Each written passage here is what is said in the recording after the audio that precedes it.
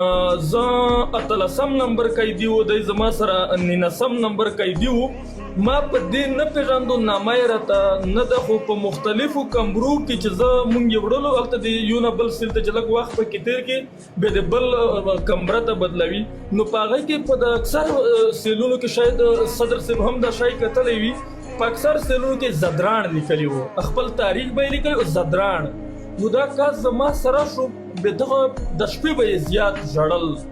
نو ور دې ډېر زیات ژړل هغه فوجي ډېر زیاتې ورته سپکې سپورې کولې خو دی هغه کوم فوجي چې و هغه په خبره سره نه پوهېدل بیا زه هغه فوجي په ما غږ وکړو چې 18 نمبر وټو نو زه د خوبه پاسولم ټایم هلته خو د تا سره څه وینه د خپلې کپړې هر څه لرې کړي درنه وړې وړې د جیل کپړې درکړي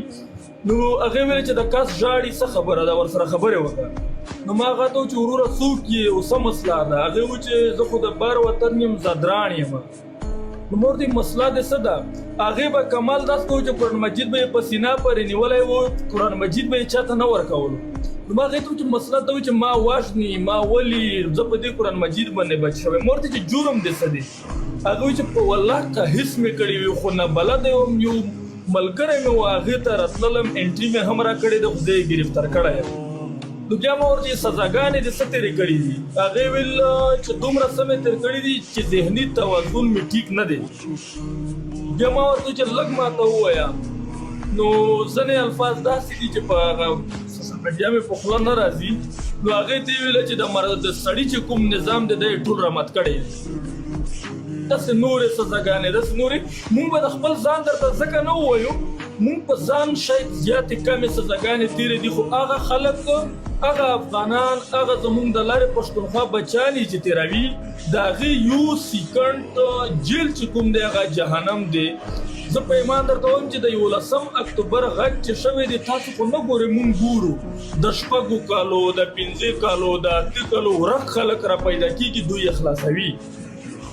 څوک پکې اوس هم ماته څوک چا پیکچرې راولېږلې زما د خاورې یو کس دی د منظرخیل کلي دی څلور ځوان دی بیخي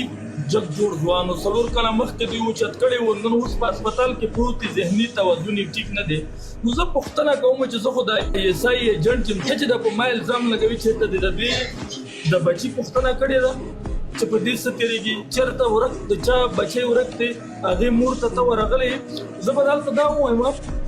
ته سل مړي وکړه زه درته د خپل وطن خبره کوم زما په علاقه کې سل مړي وکړه عزتمن خلک ووژنه صرف یوه خفیه انټیلیجنس اداره ته کار کوه مزې کوه ته بر وطن ته ځه د دومره 40 کاله چې د وزیرستان نه بارود درتلل هلته د افغانیانو خویندې ماندې پرې لګېدلې